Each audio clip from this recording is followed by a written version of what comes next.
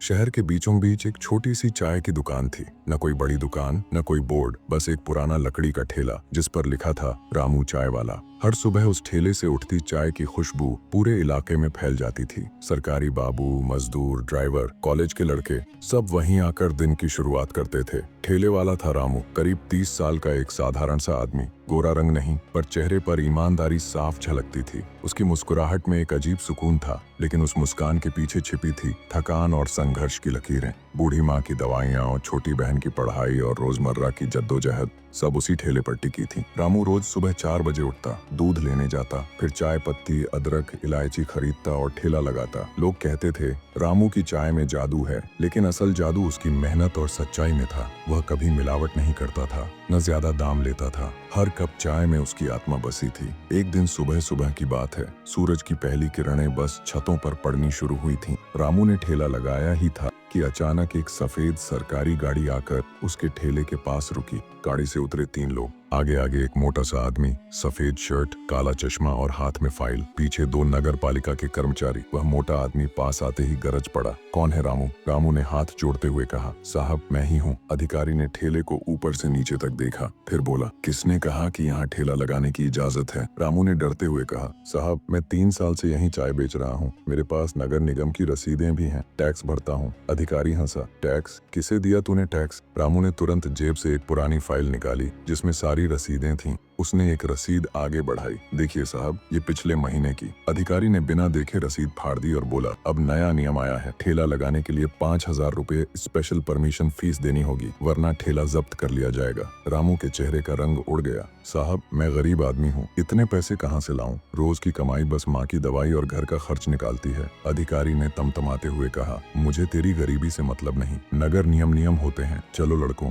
ठेला उठाओ। पीछे खड़े दोनों कर्मचारी ठेले को उठाने लगे। रामू घबरा गया, ठेले को पकड़कर बोला, साहब मत ले जाइए, ये ठेला ही मेरा सब कुछ है। अगर ये चला गया तो घर में चूल्हा नहीं जलेगा। उसकी आंखों से आंसू बह निकले, लेकिन अधिकारी ने रौब से कहा, बहुत हो गया नाटक, जो बोल दिया वो बोल दिया। इतने में सड़क के दूसरी तरफ से एक औरत आती दिखाई दी। सादे कपड़े, हल्का सा दुपट्टा, पैरों में साधारण सैंडल। देखने में वो किसी आम महिला की तरह लग रही थी। वो रुककर ये सब देखने लगी, फिर धीरे धीरे ठेले के पास आई। उसने शांत आवाज में पूछा, क्या हुआ यहाँ? ये ठेला क्यों उठा रहे हैं? अधिकारी ने मुंह बनाया, मैडम बीच में मत पड़िए, ये अनधिकृत ठेला है, सरकारी कार्यवाही चल रही है। महिला ने हल्की मुस्कान के साथ कहा, अच्छा सरकारी कार्यवाही, और इसके लिए रिश्वत भी सरकार ही मांगती है क्या? अधिकारी चौंका, क्या मतलब? महिला ने कहा, मतलब साफ है, बिना नोटिस बिना आदेश आप एक गरीब का ठेला जब्त कर रहे हैं और ऊपर से 5,000 रुपए मांग रहे हैं। ये कौन सा नियम है? अब अधिकारी तिलमिला गया, मैडम आप कौन होती हैं बीच में बोलने वाली? जाइए अपने काम से काम रखिए। महिला शांत रही।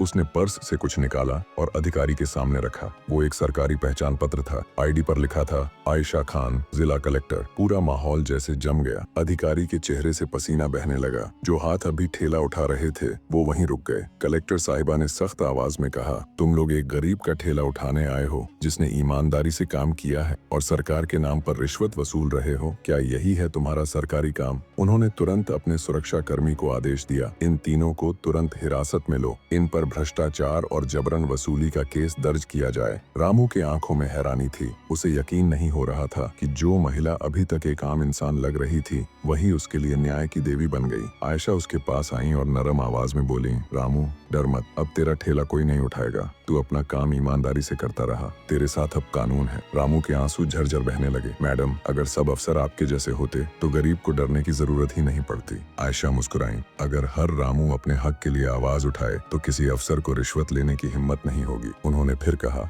सिस्टम तभी बदलता है जब लोग डरना छोड़ देते हैं। याद रखो, सच्चाई की आवाज कभी दबाई नहीं जा सकती। उस दिन के बाद से पूरे शहर में चर्चा थी। कलेक्टर मैडम ने एक चाय वाले का ठेला बचा लिया। नगर पालिका के ऑफिस में हड़कंप मच गया। जिन अफसरों को लगता था कि गरीब की आवाज कोई नहीं सुनता, अब वही लोग कांप रहे थे। कुछ दिनों बाद आयशा खान खुद उसी जगह दोबारा आईं। इस बार गाड़ी से नहीं, पैदल। उन्होंने देखा रामू का ठेला अब पहले से ज्यादा साफ सुथरा था। रामू ने उन्हें देखते ही हाथ जोड़ ली, मैडम आपकी वजह से मेरा ठेला बचा, अब मैं हर कप चाय में सिर्फ स्वाद नहीं आपका सम्मान भी डालता हूँ। आयशा ने मुस्कुराते हुए कहा, नहीं रामू मैंने कुछ नहीं किया, ये तेरी मेहनत और सच्चाई की जीत है। उन्होंने एक कप चाय ली। रामू घबराया, मैडम मैं खुद बना कर देता हूँ। आयशा हंसी, आज मैं खुद डालूंगी। और उन्होंने खुद चाय में चीनी मिलाई। चाय की खुशबू हवा में घुल गई। आसपास खड़े लोग ताली बजाने लगे। वो दिन शहर के लिए एक मिसाल बन गया। मीडिया ने खबर चलाई, कलेक्टर ने गरीब की इज्जत बचाई, भ्रष्ट अफसर निलंबित। नगर पालिका में अब कोई भी कर्मचारी